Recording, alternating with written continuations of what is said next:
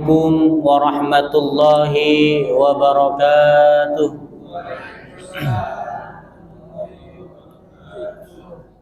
Alhamdulillah, alhamdulillahilladzi asra bi'abdihi laila minal masjidil haram ilal masjidil aqsa alladzi barakna haulah. Ashhadu an la ilaha illallah al-malikul haqqul mubin. وأشهد أن محمدا عبده ورسوله الذي لا نبي بعده. اللهم صل وسلم وكرم وعزم على حبيبنا ومولانا سيدنا محمد وعلى آله وأصحابه أجمعين. ربي أعوذ بك من همزات الشياطين وأعوذ بك ربي أن يحضرون. سبحانك لا علم لنا إلا ما علمتنا إنك أنت العليم الحكيم ولا حول ولا قوة إلا بالله العلي العظيم. بسم الله الرحمن الرحيم. أعوذ بالله من الشيطان الرجيم. لو أنزلنا هذا القرآن على جبل لرأيته خاشعا متصدعا من خشية الله وتلك الأمثال نضربها للناس لعلهم يتفكرون. وقال رسول الله صلى الله عليه وسلم الصلاة عماد الدين ومن أقامها فقد أقام الدين ومن تركها فقد هدم الدين. صدق الله العظيم وصدق رسوله الكريم. نحن على ذلك من الشاهدين والشاكرين والحمد لله رب العالمين.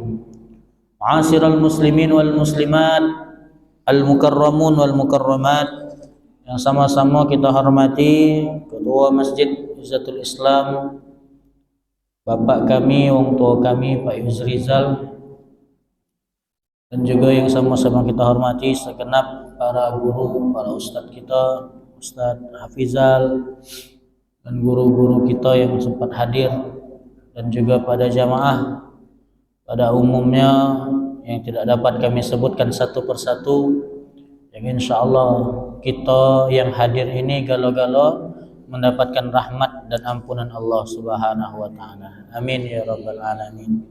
Bapak Ibu jamaah sekalian rahmati Allah, pertama dan tentu paling utama kita kembali bersyukur atas segala nikmat yang diberikan oleh Allah. Nikmat itu berupa banyak nikmat. Maka kata Allah dalam surah Al-Kahfi itu, Allah Subhanahu wa ta'ala berfirman, "Lau kanal bahru midadan li kalimati rabbi lanafidal bahru qabla an tanfada kalimatu rabbi walau ji'na bimithlihi madada." Kalau seandainya lautan itu, kalau kita pernah ke pantai Bu, nyingok lautan itu luar biasa, sejauh mata memandang. Nah kalau seandainya lautan itu, banyu laut itu kata Allah, dijadikan tinta untuk nulis. Kemudian untuk menulis kalimat-kalimat Allah, untuk menulis nikmat-nikmat Allah, maka banyu laut itu akan habis. Banyu laut itu sebanyak itu tinta Bu, cuman paling semak ini lama habisnya tinta itu. Atau tinta itu sebak lah mungkin, alangkah lamanya habis untuk nulis. Tapi ini tinta itu kata Allah seluas lautan itu, banyu laut itu dijadikan tinta untuk menulis kalimat nikmat-nikmat Allah, maka akan habis banyu laut itu sebelum habis nikmat Allah ditulis. Luar biasanya nikmat Allah yang diberikan ke kita, banyaknya nikmat Allah yang diberikan ke kita, maka tak katik rasanya alasan kita untuk tidak bersyukur atas nikmat Allah. Nikmat sehat, hari ini kita tunjuk nikmat sehat. Banyak mungkin ada tetangga kita, keluarga kita yang mungkin pengen sama-sama duduk bersama kita, pengen sama-sama kita sholat berjamaah, berzikir bersama, duduk di majelis ilmu. Tapi bukan karena dia tidak galak, tapi karena dia tidak mampu untuk datang ke masjid ini. Mungkin kakinya yang sakit, mungkin anggota tubuhnya yang lain yang sakit, yang buat dia tidak kuawo untuk datang ke masjid. Apalagi mendemam masuk masjid ini, Pak. AC 10 ikok ini. Agak gelegesan Pak Yusri. Tapi alhamdulillah, inilah berkat doa jamaah-jamaah yang soleh dan soleha. Aku baru sebulan tidak ke masjid ini. Nambah AC sudah. Tidak tahu sebulan lagi nambah apa ini. Alhamdulillah, berkah. Berkah daripada keberkahan ketika kita memakmurkan masjid. Kemudian nikmat apa? Nikmat sempat. Nikmat sempat mungkin ada di saudara kita, tetangga kita, yang dia juga pengen Pak datang ke tempat ini, ke masjid ini, ke majelis ini. Tapi apa daya, dia punya tugas yang lain. Ada yang mungkin jaga pabrik, ada yang mungkin dan lain sebagainya, jaga. Dan itu tugas, dan itu untuk mencari nafkah. Maka dia tidak sempat untuk datang ke masjid. Maka bersyukurlah kita, Allah hadirkan kita untuk datang ke sini. Dan yang paling penting, nikmat umur, nikmat usia kita ini, yang kita masih dikesempatkan hidup, yang sebenarnya tadi malam kita latihan untuk mati. Karena tidur itu disebut mati. Sebagaimana doa kita, Bismika Allahumma ahya wa bismika amut. Ya Allah, dengan namamu aku hidup dan dengan namamu aku mati. Hidup kita malam tadi. Kalau seandainya ruh kita itu tidak dibalikkan oleh Allah, sudah selesai, innalillahi. Tidak datang kita ke masjid kita ini. Karena apa? Karena itu sudah takdir Allah. Tapi Allah balinkan ruh kita ke jasad kita, maka kita berdoa setelah bangun tidur, Alhamdulillahilladzi ahyana ba'dama amatana wa ilaihin nusyur. Segala puji bagi Allah yang sudah menghidupkan kami setelah mematikan kami. Kan? Bahasanya bahasa mati itu, sudah tidur itu Pak. Ya? Amatana wa ilaihin nusur, dan kepadanya lah kami kembali. Nah, jadi tidur itu sama dengan mati. Berarti wong yang nemen tidur, mana wong yang muda tidur, muda mati. Iya, ay berat nih Pak, subuh-subuh ini kajian lain, kajian subuh ini tantangannya, pahalanya juga lain Pak. Ya. Lagi bersender, berjaket, pakai AC nih pula. Ya Allah, besar nih ujiannya nih Pak. Besar. Cuman pahalanya besar. Ya. Tapi lebih baik tidur di majelis, tidur di masjid daripada tidur di rumah. Makanya aku kalau ngomong dengan kawan-kawan kami majelis tuh, secapek-capek apa kamu begawe, datang ke masjid. Datang ke masjid, kamu tidak dengar ceramah, tidak apa-apa, tidur, duduk. Disitulah kamu dapat rahmat. Lain tidurnya wong di majelis dengan tidurnya wong di rumah. Tidurnya wong di majelis dapat ampunan Allah, tidur di rumah belum tentu. Maka tidur itu disebut kematian. Maka kita bersyukur atas nikmat umur kita ini. Karena mati itu datangnya tidak ada rambu-rambunya. Kata Nabi, datangnya baghtatan. Datangnya itu sekejap. Baghtatan itu sekali liwat aja gitu. Kalau Allah nak nyabut sekali liwat.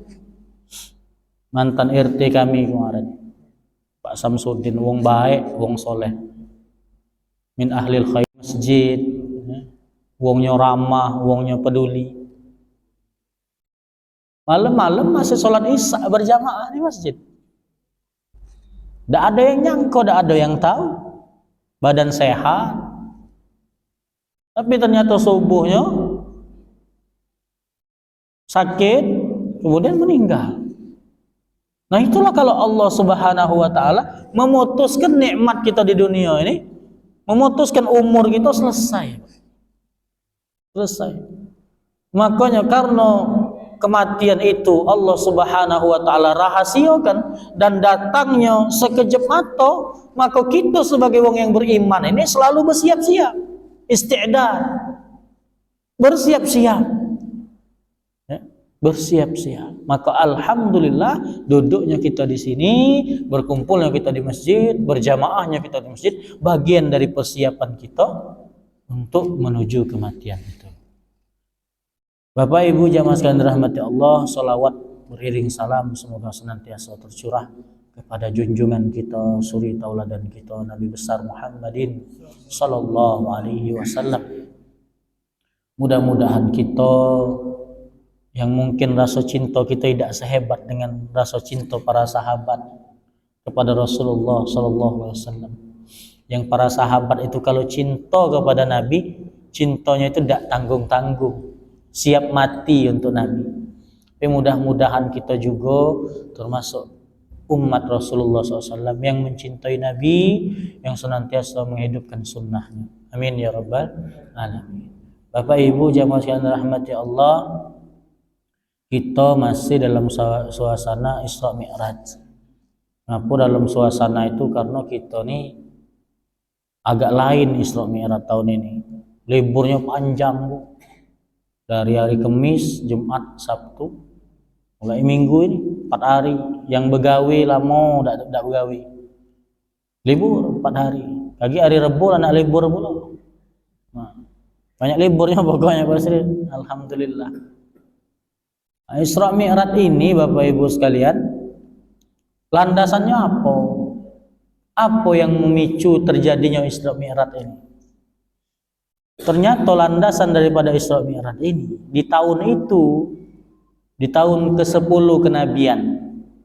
Jadi ketika Nabi itu diutus di umur 40 tahun, ketika Nabi itu berdakwah di Mekah itu, hitungan tahun itu belum hitungan Hijriah. Karena belum hijrah.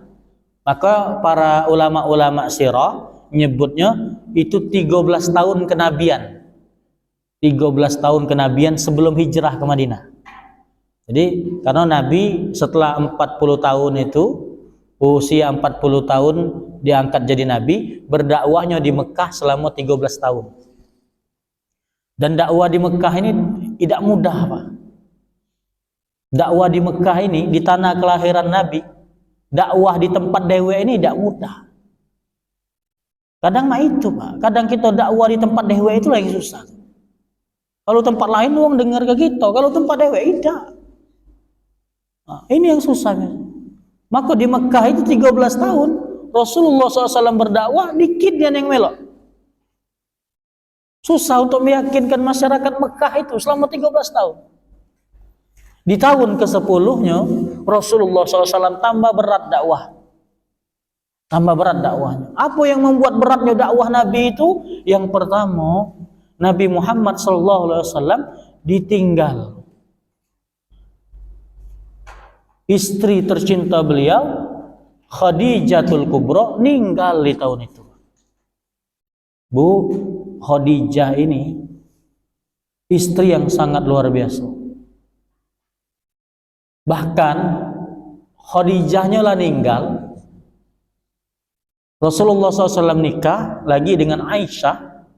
Aisyah ini cemburu dengan Khadijah. Bayangkan Bu, dengan seorang yang sudah meninggal, Khadijah, Aisyah ini cemburu. Karena apa? Karena Nabi Muhammad SAW selalu menyebut kebaikan-kebaikan Khadijah dan menyambung tali silaturahmi dengan kawan-kawan dekatnya Khadijah. Karena Nabi tidak pacak melupakan Khadijah.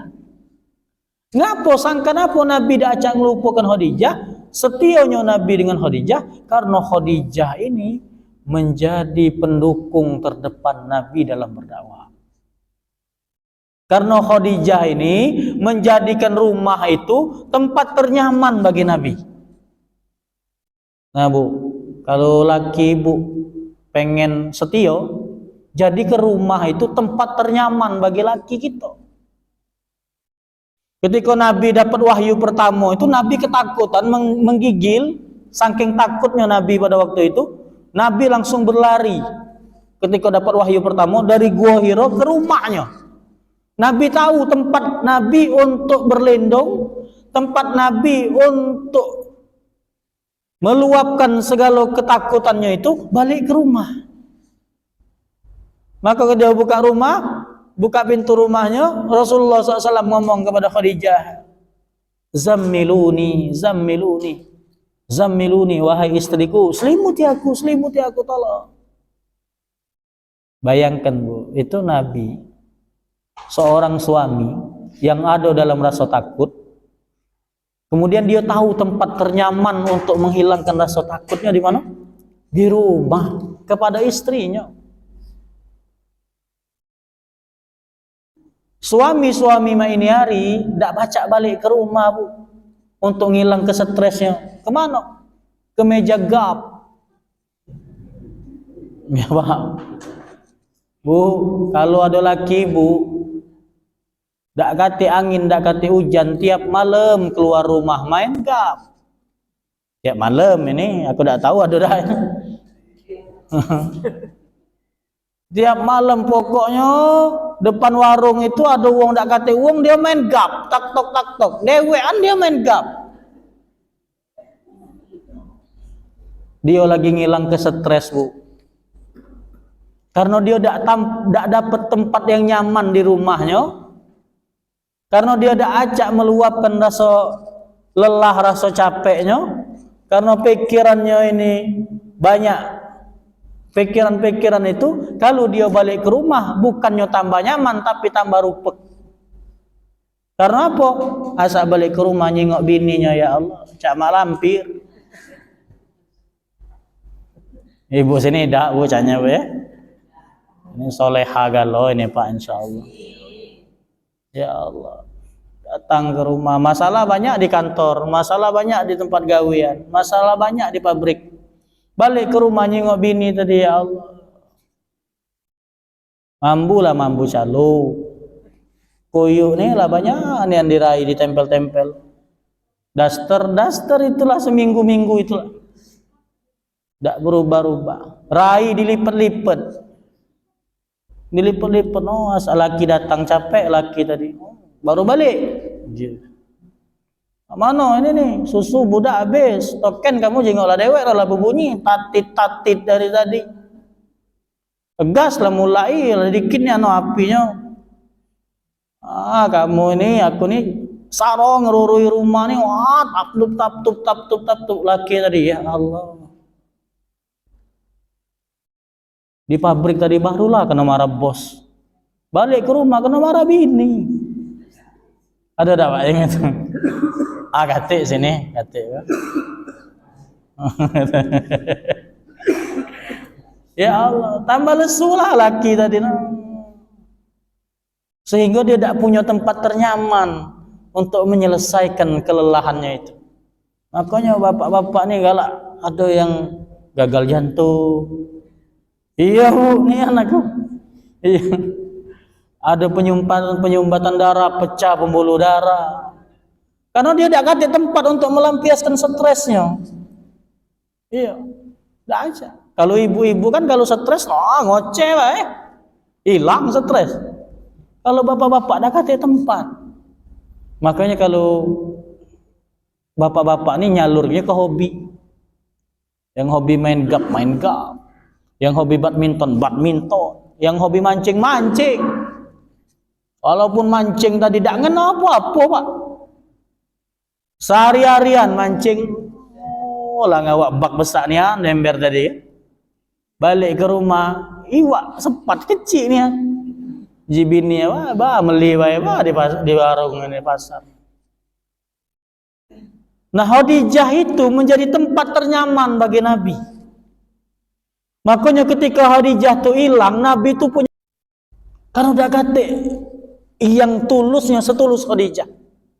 Bahkan detik-detik nak meninggalnya Khadijah, itu Khadijah ngomong kepada Rasulullah, ya Rasulullah, kalau kaki aku wafat, dan kulit dan tulang belulangku ini ada harganya. Jual lah, ndak usah ditanam, ndak usah dikubur, jual baik. Untuk apa? Untuk dakwah. Saking itunya Khadijah. Ada enggak Khadijah di sini, Bu? Ya Allah. Rasa banyak. Ya. Rasa ada Pak yang Cak Khadijah di sini ya. Yang jadi tempat ternyaman.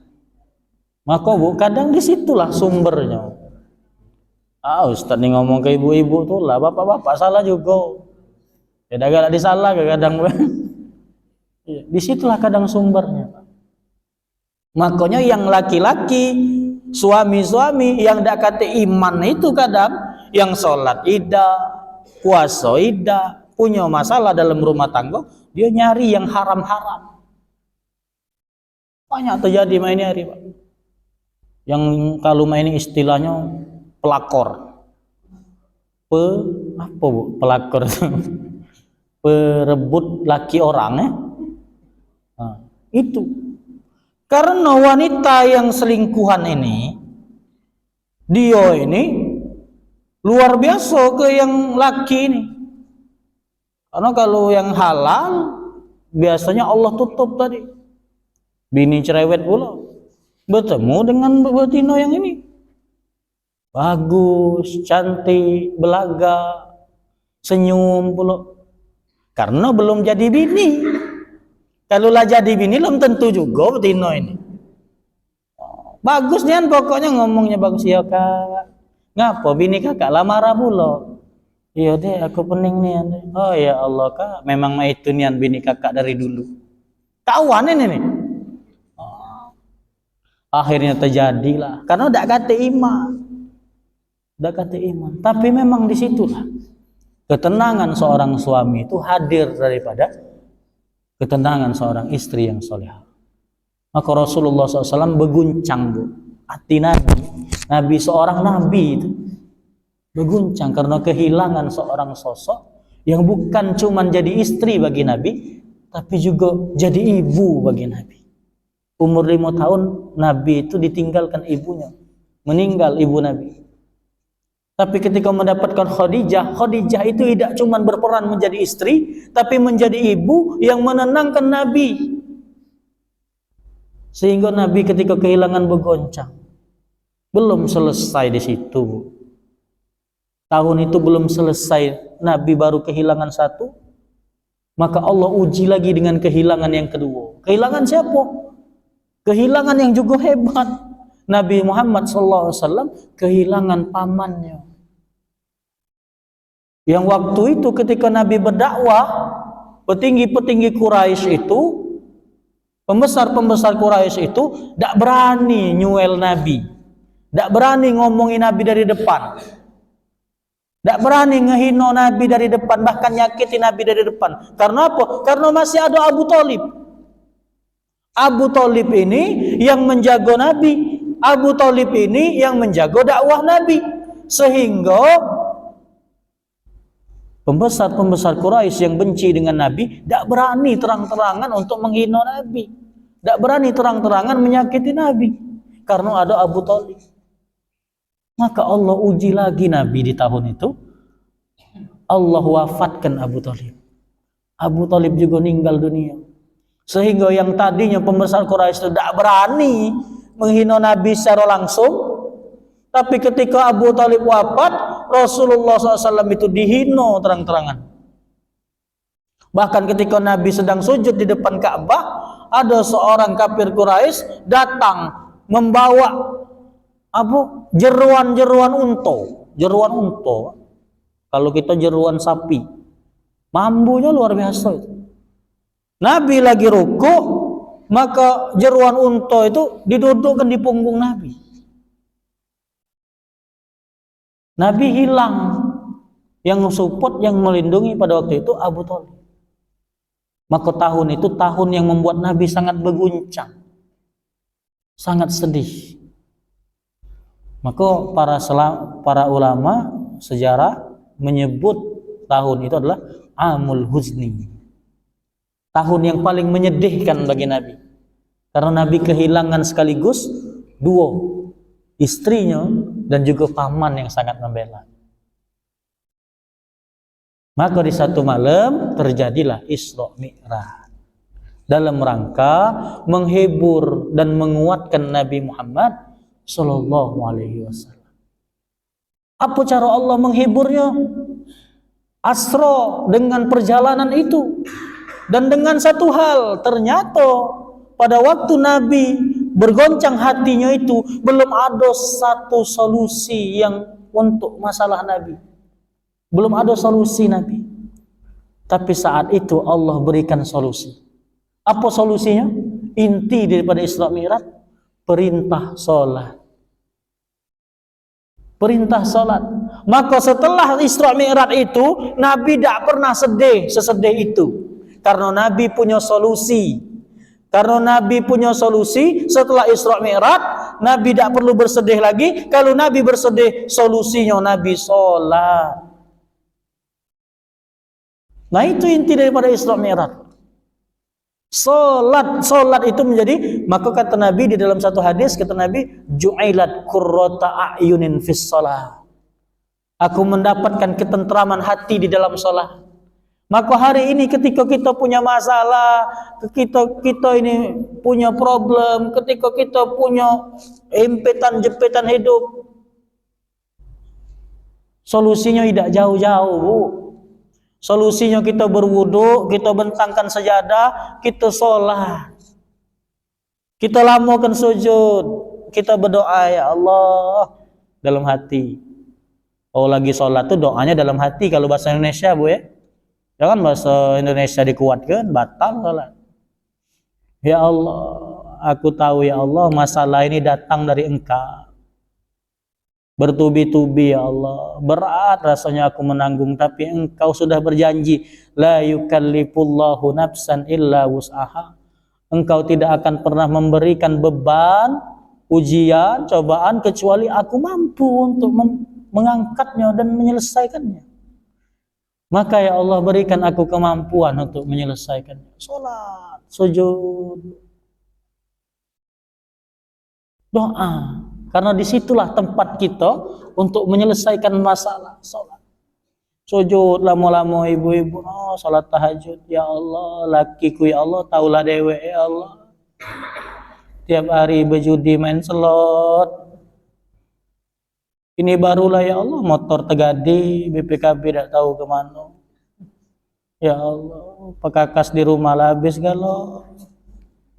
Labis galau. Panci, tidak tahu. Mana lagi nak bermasak kompor, sore digawanya ya Allah. Taulah dewe ya Allah. Tolong ya Allah kuatkan aku. Tunjuklah hidayah untuk suamiku. Nah disitulah solusinya. Kalau ibu nak marah-marah dengan laki, nak berbala dengan laki, tidak sudah. Malahan dia tidak bakal berubah. Tapi yang membolak-balikan hati kita siapa? Allah. Dengan apa solusinya? Sholat. Sholat. Ya Allah, anakku ya Allah. Sulit nih anakku ngomongnya. Sulit ya Allah. Sekali aku ngomong, dia ngomong, sakit hati rasanya ya Allah. Kamu aku ngandungnya 9 bulan 10 hari. Lama aku nyusuinya, lama aku ngurusinya. Lah umur besar, dia lah remaja, dia bantah omonganku ya Allah, sakit. Engkau tahu ya Allah. Tapi ya Allah yang membolak-balikan hati itu Engkau. Tidak ada yang bisa membolak-balikan hati ini kecuali Engkau. Lunakkan hati anak hamba ya Allah. Mudahkan dia ya Allah, mudahkan urusannya. Sampai doa itu. Maka sholat. Sholat. Lalu kita punya hajat, sholat hajat. Kalau kita punya pilihan yang mungkin sulit kita untuk memilihnya, istikharah.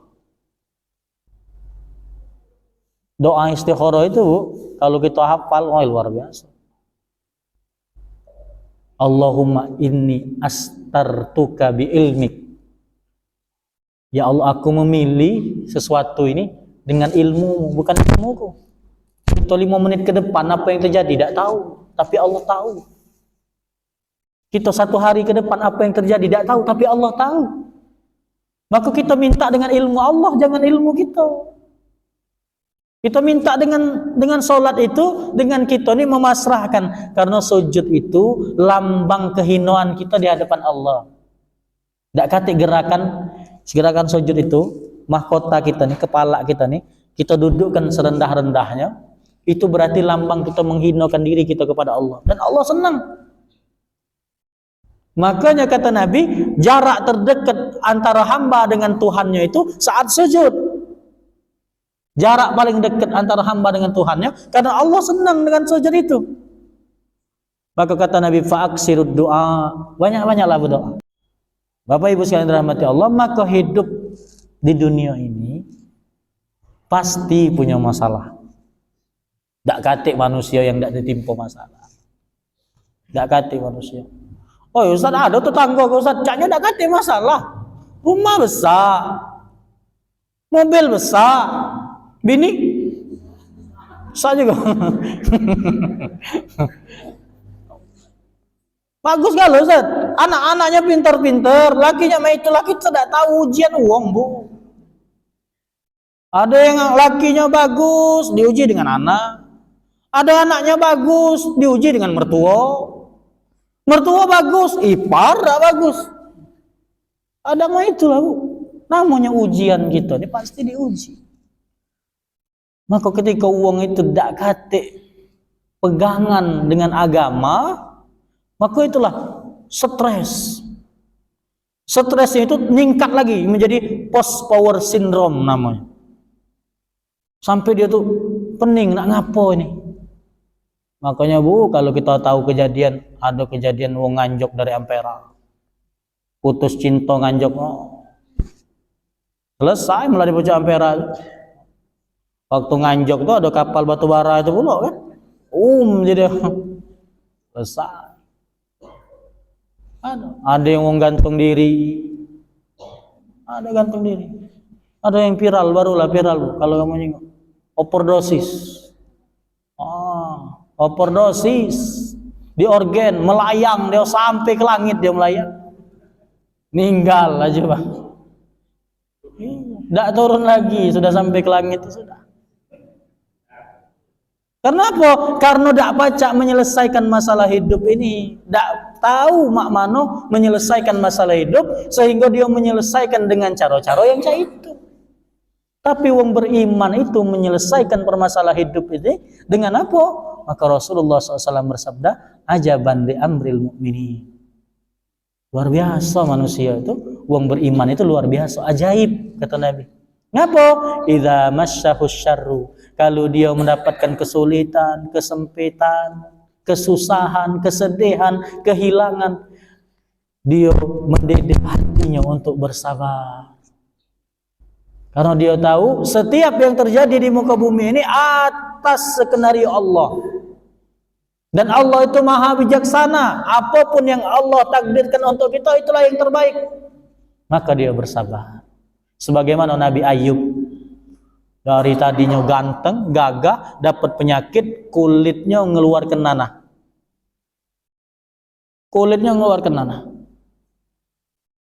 Hartanya habis, ternak-ternaknya habis, istri-istrinya ninggalkannya, anak-anaknya pun itu tinggal sebatang kara.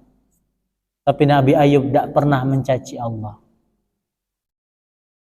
Bahkan yang datang langsung tuh iblis. Hebatnya Nabi Ayub tuh, yang nguji langsung tuh iblis, bosnya para setan-setan. Lalu yang nguji kita nih paling setan-setan yang kecil-kecil lah. Itu lagi lah mudah tergoda. Setan kecil-kecil. As-salatu khairum minan naum. Disebulah oleh setan tadi. Kaget, tidurlah dulu. Setan kecil-kecil. Sudah tergoda. Tapi yang datang langsung kepada Nabi Ayub, iblis.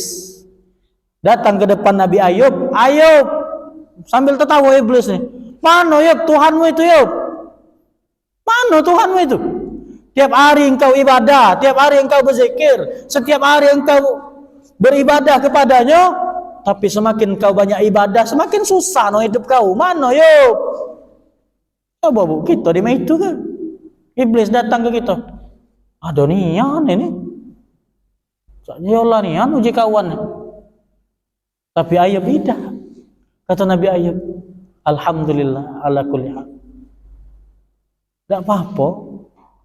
Aku sakit baru 7 tahun. Sedangkan aku sehat lah berpuluh-puluh tahun. Baru 7 tahun.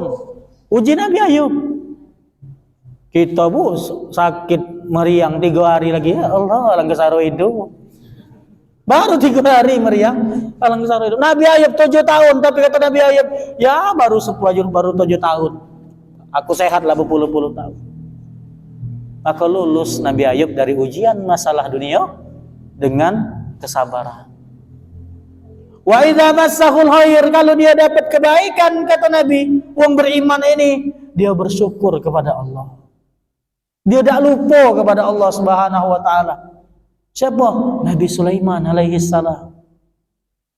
Nabi Sulaiman itu masya Allah, ganteng, kaya, berduit, punya pangkat, ilmu tinggi. Oh, kamu kalau ada budak lanang datang nak ngelamar anak kamu betino ini, ada galau ini, ganteng, berduit, kaya, berilmu, jabatan tinggi, terima tak kira-kira? Wah, tidak nolak lagi Ustaz. Dah istikharah dulu, dah usah lah Ustaz. Dah yakin, sudah yakin. Ini Nabi Sulaiman, seluruhnya dia ada. Tapi Nabi Sulaiman alaihi salam, kata Nabi Sulaiman, ya Allah, semakin engkau kayakan aku, semakin engkau tinggikan jabatanku, semakin engkau luaskan ilmuku, aku semakin nikmat, sujud tersungkur, beribadah di hadapan. Inilah bedanya Nabi Sulaiman dengan kita. Kita dah acak berduit dikit, dah acak lapang dikit. Waktu sempit bae berdoa panjang neno, ya Allah, ya Allah. Mendang lapang dak berdoa lagi. Ketap-ketap bae mama lah. Selesai. Maka Nabi Sulaiman mendapatkan nikmat Allah, kehidupannya dengan bersyukur kepada Allah Subhanahu wa taala. Maka itulah sayap wong beriman dengan sabar dan syukur. Maka Bapak Ibu sekalian dirahmati Allah, mari kita jadikan Isra Mi'raj ini sebagai pelajaran bahwa kita butuh Allah. Dengan apa? Dengan satu perintah, yaitu sholat. Sholat. Kita perbaiki sholat kita. Kita bagusi sholat 5 waktu kita. Kita bagusi dengan berjamaah di masjid. Kita bagusi, kita tambah lagi sayapnya dengan qabliyah, ba'diyah. Kita tambah lagi pagi kita dengan duha. Kita tambah malam kita dengan witir, dengan hajat, dengan taubat, dengan tahajud. Biar apa? Biar Allah senang dan ridho dengan kita. Jutaan manusia senang dengan kita, tapi Allah tidak ridho. Tidak kate manfaatnya, Bu.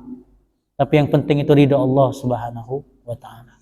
Mudah-mudahan kita menjadi hamba-hamba Allah yang senantiasa istiqomah untuk senantiasa mendekatkan diri kita kepada Allah Subhanahu wa taala. Amin ya rabbal alamin. Mungkin itu yang bisa kami sampaikan. Terima kasih atas segala perhatian, dan insyaallah masjid kita senantiasa makmur. Alhamdulillah. Ini jamaah ini, kami safari subuh ini jamaah juga termasuk yang banyak ini, Pak. Alhamdulillah. Ada yang cuman itulah, ada yang 3, ada yang 2, ada yang azan itu, komat itu, mamang itu galau, nabu beduk mamang itulah. Tapi alhamdulillah, mudah-mudahan istiqomah kita, Bu, ya, sampai akhir hayat kita diberikan hidayah oleh Allah Subhanahu wa taala. Amin ya rabbal alamin. Mohon maaf atas segala kekurangan. Itu pasti datang dari kami yang lemah pribadi. Kalau ada kebaikan itu datang dari Allah. Kepada Allah kami mohon ampun. Kepada Bapak Ibu mohon maaf sebesar-besarnya. Billahi fi sabilil haq, fastabiqul khairat. Wassalamualaikum warahmatullahi wabarakatuh.